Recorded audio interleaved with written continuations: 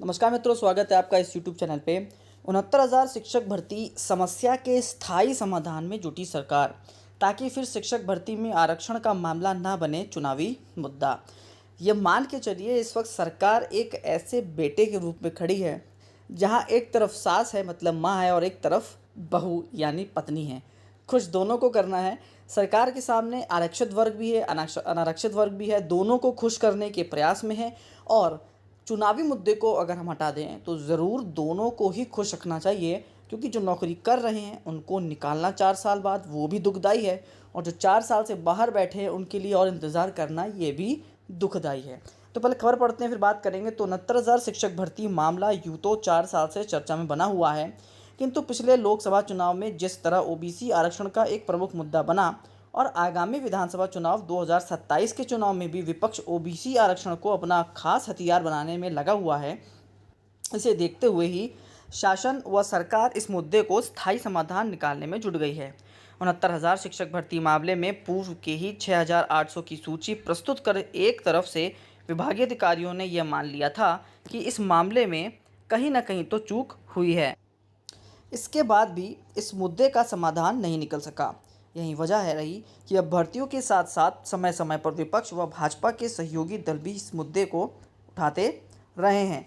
हाल ही में Allahabad high court ने शिक्षक भर्ती की पुरानी चयन सूची रद्द करते हुए नए सिरे से सूची बनाने का आदेश दिया है, तथा प्रदेश सरकार इस मुद्दे पर सुप्रीम कोर्ट जाने की जगह स्थायी समाधान करने में जुट गई है, ताकि आगे फिर इस भर्ती में ओबीसी आरक्षण मुद्दा न बन सके। शासन की ओर से विभाग को स्पष्ट निर्देश दिए गए हैं कि मामले का स्थायी समाधान खोजा जाए, इसमें भी किसी भी युवा के भविष्य के साथ अन्याय ना हो। विभागीय अधिकारी भी छुट्टियों में बैठकर इसका रास्ता निकालने में जुट गए हैं। तो मुद्दा कुछ इस प्रकार का है। आरक्षित वर्ग क्या कह रहा है वो भी देख लेते एक बार। तो आरक्षित वर्ग के अभ्यर्थियों का 5वें दिन भी जारी है रहा आंदोलन। 69,000 शिक्षक भर्ती में हाईकोर्ट के आदेश को लागू करते हुए चयन सूची जारी करने की मांग के लिए आरक्षित वर्ग के अभ्यर्थियों का आंदोलन शनिवार को लगातार 5वें दिन भी जारी रहा। अभ्यर्थी इको गार्डन में धरने पर बैठे हुए हैं। 69,000 शिक्षक भर्ती संघ के अध्यक्ष व अभ्यर्थी विजय यादव ने कहा कि हाईकोर्ट का आदेश आए हुए 1 सप्ताह से ज़्यादा हो गए हैं, लेकिन विभाग के अधिकारी जानबूझकर इस मामले को टाल रहे हैं, ताकि मामला दोबारा फंसे और उन्हें कुछ न करना पड़े। उन्होंने कहा कि मांगे पूरी होने तक आंदोलन जारी रहेगा। अब देखिए, मामला ऐसा है कि सरकार भी फंसी हुई है। सरकार ने जो नियम लगाकर ये सूची बनाई थी वो डबल बेंच में जाकर चैलेंज हो गई।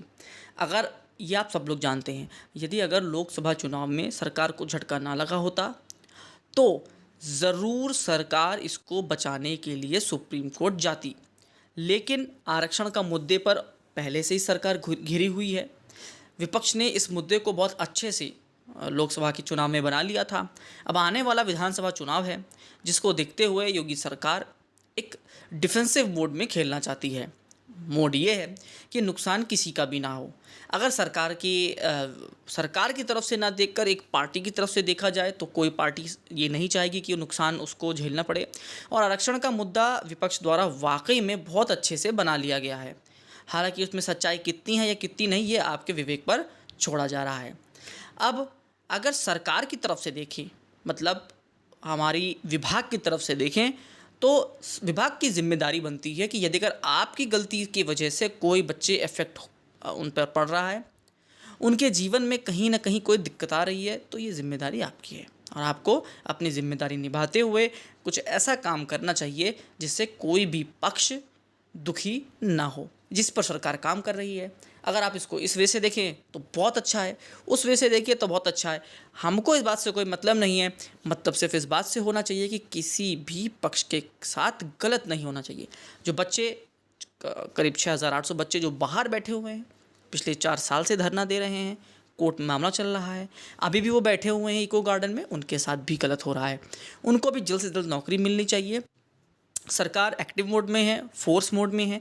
छुट्टी वाले दिन भी सभी अधिकारी बैठकर कोई ना कोई कार्य कर रहे हैं, ताकि जल्द से जल्द नई सूची बने और ऐसी सूची बने जो कोर्ट में चैलेंजेबल ना हो।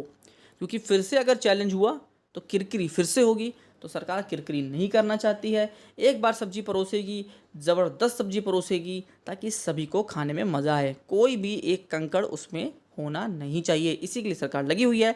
तो ये थी खबर। अगर आपको कुछ कहना तो कमेंट करिएगा। लास्ट तक वीडियो देखते हैं उसके लिए बहुत बहुत धन्यवाद। अपने मित्रों तक शेयर किया करिए और लास्ट पे जिसने भी वीडियो देखी है एक बार ज़रा बताइएगा कि हाँ भाई हम लास्ट तक मौजूद रहे। धन्यवाद।